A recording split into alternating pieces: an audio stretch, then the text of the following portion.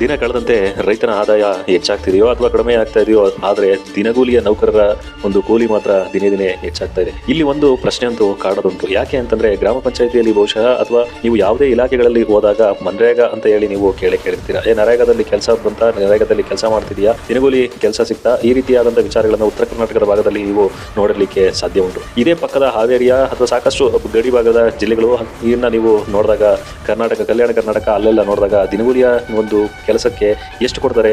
ಇಲ್ಲಿ ನಮ್ಮ ಒಂದಿಷ್ಟು ಭಾಗಗಳು ಅಂದ್ರೆ ತುಮಕೂರು, ಹಾಸನ, ಮಂಡ್ಯ, ಮೈಸೂರು ಈ ಒಂದು ಜಿಲ್ಲೆಗಳಲ್ಲಿ ಯಾಕೆ ಇಷ್ಟೊಂದು ಕೂಲಿ ದಿನೇ ದಿನೇ ಹೆಚ್ಚಾಗ್ತಾ ಇದೆ ನನಗಂತೂ ಗೊತ್ತಾಗ್ತಾ ಇಲ್ಲ. ಇದರ ಒಂದು ಸಾಕಷ್ಟು ಅಂಶಗಳನ್ನ ಸರ್ಕಾರನೂ ಕೂಡ ಗಮನಿಸಬೇಕಾಗಿತ್ತು. ಆದ್ರೆ ಸರ್ಕಾರ ರೈತರ ಬಗ್ಗೆನೇ ಗಮನಿಸ್ತಾ ಇಲ್ಲ.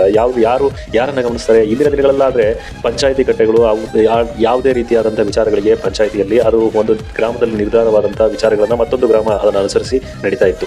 ಈ ಒಂದು ಸಂದರ್ಭದಲ್ಲಿ ರಾಗಿ ಕೊಯ್ಲು ಶುರುವಾಗ್ತಾ ಇದೆ.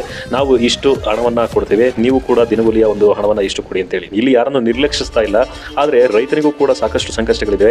ಅವನು ಕೂಡ ದಿನೇ ದಿನೇ ಒಂದು ಉತ್ಪಾದನಾ ವೆಚ್ಚ ಕೂಡ ಹೆಚ್ಚಾಗ್ತಾ ಇದೆ, ದಿನಗೂಲಿಯ ಒಂದು ಸಮಸ್ಯೆ ಕೂಡ ಹೆಚ್ಚಾಗ್ತಾ ಇದೆ. ಸರ್ಕಾರಗಳು ಈ ಒಂದು ಗ್ರಾಮೀಣ ಪ್ರದೇಶದಲ್ಲಿ ಇರತಕ್ಕಂಥ ಯುವಕರ ಒಂದು ಉಳಿವಿಗಾಗಿ ಮಾಡಿದ್ದಾದರೂ ಏನು, ಆದರೆ ಮಹಾನಗರ ಪಾಲಿಕೆಗಳನ್ನ ಹರಿಸುತ್ತಾ ಮುಂದೆ ಹೋಗ್ತಾ ಇರತಕ್ಕಂಥ ಯುವಕರು ಇಲ್ಲಿ ಕೃಷಿಯೂ ಕೂಡ ನಾಶ, ಕೂಲಿ ಕಾರ್ಮಿಕನಿಲ್ಲದಂತೆ ಬರಡಾಗ್ತಾ ಇದೆ. ನೋಡಿ ಏನು ಮಾಡೋದು.